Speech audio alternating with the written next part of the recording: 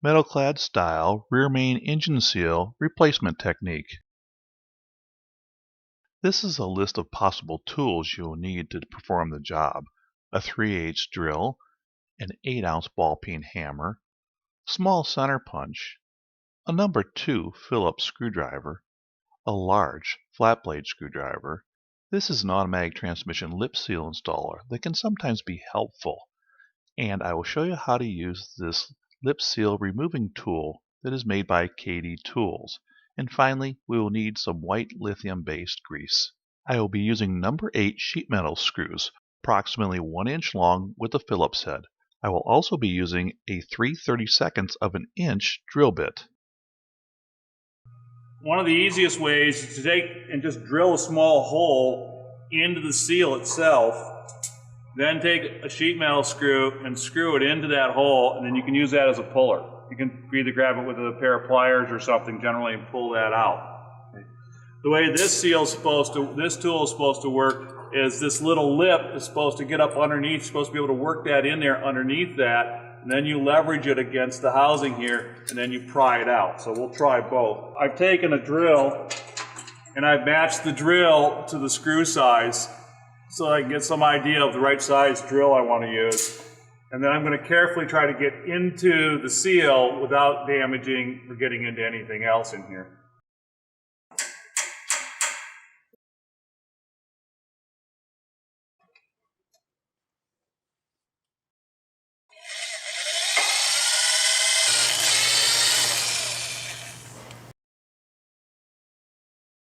Then you can take a sheet metal screw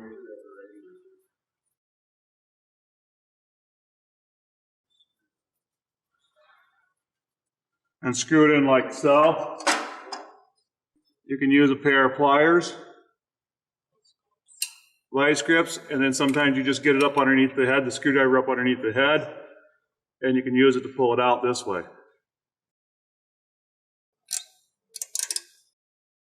If you can see right there, it started to pull out as I was pulling it out. So I can continue to pull it out that way. Sometimes I put a screw on both sides. Sometimes I'll put a screw here and a screw here, and I'll work it back and forth. It's kind of stubborn. So you can pull from both ways. Now I can continue to pull that out, but I would like to try my other tool. So this is designed where this hook is supposed to be able to come down in here and just get inside the seal. Okay, so you get it hooked up underneath there, like so.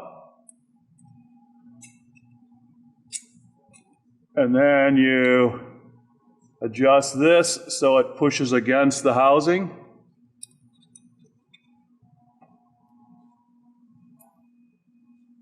And then you're supposed to just be able to leverage it this way and pull it out. And so the concept goes. And I'll go back to the screw.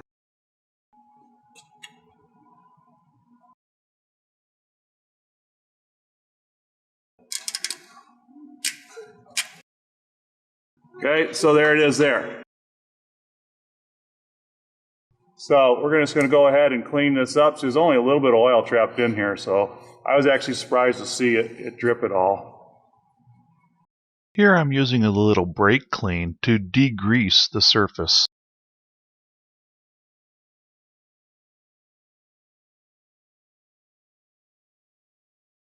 I prefer a white lithium-based grease, and I'm going to put a little bit on the crankshaft so that I don't damage the seal when it goes in.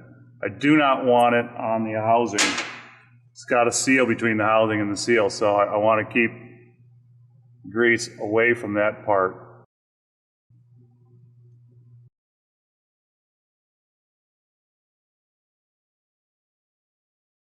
Like here, make sure you get inside the lip. So we're going to have to make sure that we have it on the back side here and in the lip. Make sure to clean the outer part here so it has a nice seal. And you can go ahead and set this up in here. Now, you may have a hard time getting it to go around the lip. You want to try to work it around like this if you can. This is actually a seal installer for automatic transmissions. It's just a feeler gauge, thin feeler gauge type thing. If you want to, you can try to work that in there, and that'll help curl that lip in a little bit. It's just like putting a seal in for a automatic transmission. Once the seal's started, you know your lip's not caught, just a matter of carefully tapping it into place.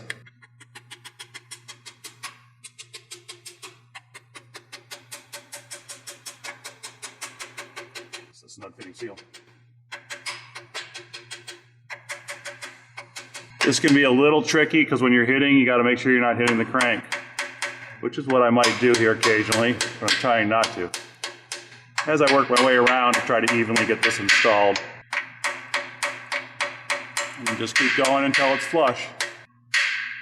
Wipe up the leftover grease, then use a little brake clean to clean up the surface